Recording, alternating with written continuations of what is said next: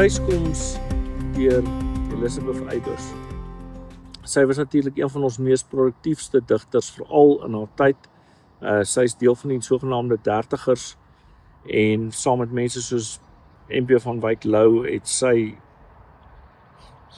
bundel op bundel uitgebring en haar gedigte is reg oor die wêreld en dink omtrent 5 of 6 tale vertaal. Sy het natuurlik 'n Hertzogprys gewen, 2 van hulle, en sy het groot geword in die Klerksdorp en daarna later in Swartsryneke in die Noordwes.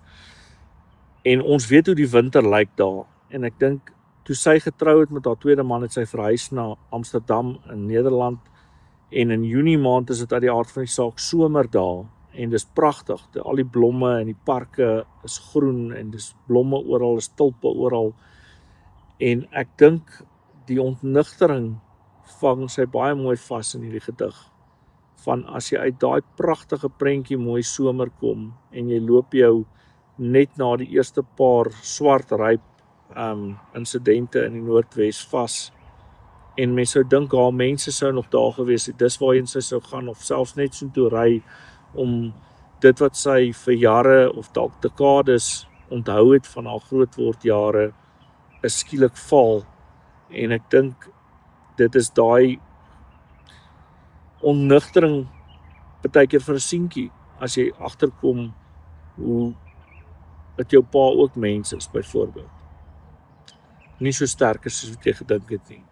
En ek dink op 'n emosionele vlak wys hy hierdie ontnigtering van hoe sy die land gesien het, veral as jy dink sy het in 1961 weggetrek en die negatiewe publisiteit wat teenoor Suid-Afrika was, en sy raak dit aan vinnig in die gedig ook, in die tyd toe sy weg was, en dit wat sy onthou het en dit waarna sy toe teruggekom het elke keer, was dikwels anders as wat sy sou onthou as 'n klein dogtertjie.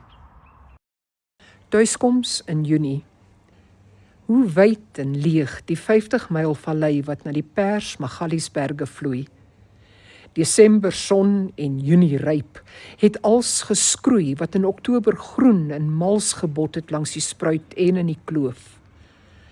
O laterland van opstand en geloof wat altyd verder oopvou vir die trek.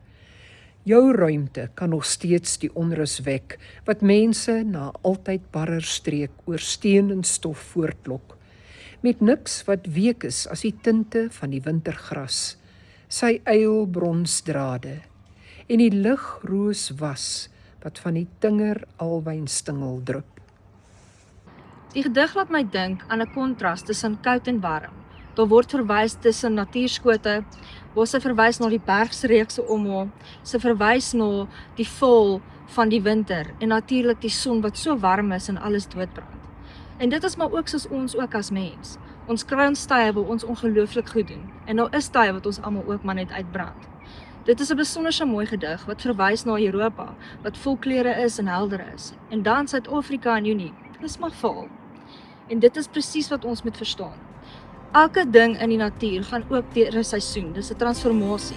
En dit is ook, ons is maar net mens. En dit is ook ons tuiskoms in Junie.